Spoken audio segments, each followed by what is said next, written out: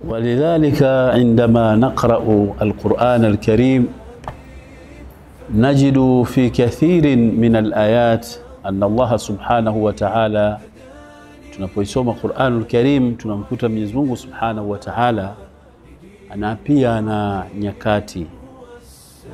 Wakati mwingine Allah Subhanahu wa Ta'ala anaapa na nyakati ya al-asri, na wakati mwingine Allah Subhanahu wa Ta'ala tunamuona anapia na nyakati ya alfajiri, kama ilivyokuja mwanzo wa suratul Asr, wal asr innal insana lafi khusr.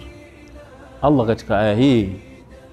katika aya hizi anaapa na nyakati ya al-asiri. Anasema wal asr, naapa kwa nyakati ya al-asr, innal insana lafi khusr, hakika kila mwenye sifa ya ubinadamu yumo ndani ya hasara.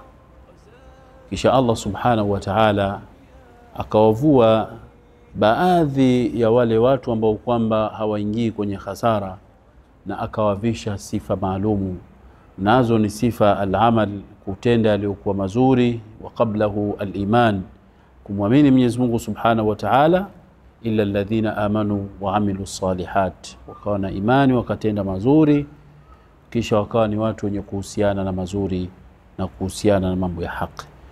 Aya hizi Allah Subhanahu wa Ta'ala, aya 3 katika sura qasira, sura fupi kama hii, anaapa na nyakati ya al-asr.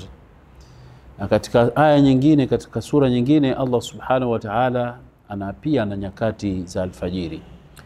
Wanaochuoni wakatafuta hikma kwa nyakati hizi mbili, wakasema hizi ni nyakati muhimu mno sana kwa binadamu. Ni nyakati ambazo kwamba zinachukuliwa mahudhurio ya watu katika kufanya ibada. Ndio nyakati ambazo kwamba malaikatu arrahman, malaika wa Mwenyezi Mungu Subhanahu wa Ta'ala, wanabadilishana zile zamu zao katika hizi nyakati mbili. Allah anasema, Mtume Muhammad sallallahu alaihi wasallam anasema katika hadith, ambao hadithi hii ameipokea Abu Huraira, anasema Mtume Muhammad sallallahu alaihi wasallam, yataaqabuna fikum malaikatun bil-laili wa malaikatun bin-nahar, wanapishana na kupeana zamu kwenu nyie malaika usiku na mchana. Thumma yajtami'una, kisha wanakusanyana hawa malaika wakati wa swala ya alfajiri na wakati wa swala ya al-asr, zile nyakati ambazo kwamba Allah Subhanahu wa Ta'ala ameapia nazo. Wanakusanyana hawa malaika katika kubadilishana dhambi, katika kubadilishana zile zamu zao. Thumma ya'ruju alladhina batu fikum, wanainuka malaika wale ambao kwamba walilala na sisi wakakesha na sisi, wanainuka na amali zetu kwenda nazo kwa Allah Subhanahu wa Ta'ala. Wakiinuka nazo hizi amal, kuziinua, ilayhi yas'adu al-kalimu at-tayyib, kuziinua zile amal, wakienda nazo kule zile amal, fayasaluhum rabbuhum, Allah Subhanahu wa Ta'ala anawauliza wale malaika, wa huwa a'lamu bihim, na yeye Mwenyezi Mungu Subhanahu wa Ta'ala anajua katika kile anachowauliza. Wanaochuoni wakatafuta hikma, ikiwa Allah Subhanahu wa Ta'ala anajua kile anachowauliza, kwa nini anawauliza nalo lile jambo? Wakazungumza hikam mbalimbali wanaochuoni. Miongoni mwa hikma waliozungumza ni kutaka Allah Subhanahu wa Ta'ala kuwabainishia malaika ile, kuondolea ile dhana yao walioidhania kuhusu huyu binadamu kwamba atakuja kufanya ufisadi katika ardhi, atakuja kufanya hivi, kufanya hivi. Kwa hiyo Allah anawauliza malaika ili wajibu ambalo lile jibu litakuwa ni hoja kwa wao.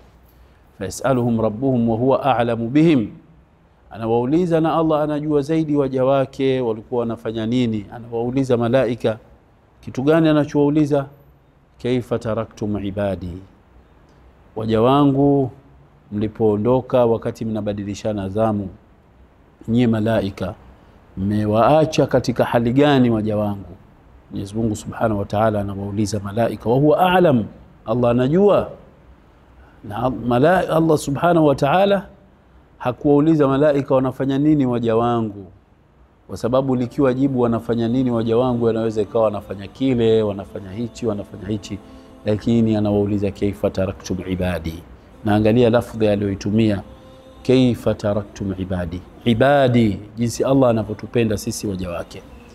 Angalia jibu la malaika wanapomjibu Allah subhanahu wa ta'ala. Wale malaika ambao kwamba waliokuja alfajiri wakawapisha wenzao, wakaingia zamu yao, wakaja alasri, wakainuka, wakaja wengine, wanamjibu Allah subhanahu wa ta'ala, wanamuelezea mambo kama haya. Wassalamu alaykum wa rahmatullahi wa barakatuh. فمنه ارتويت أنا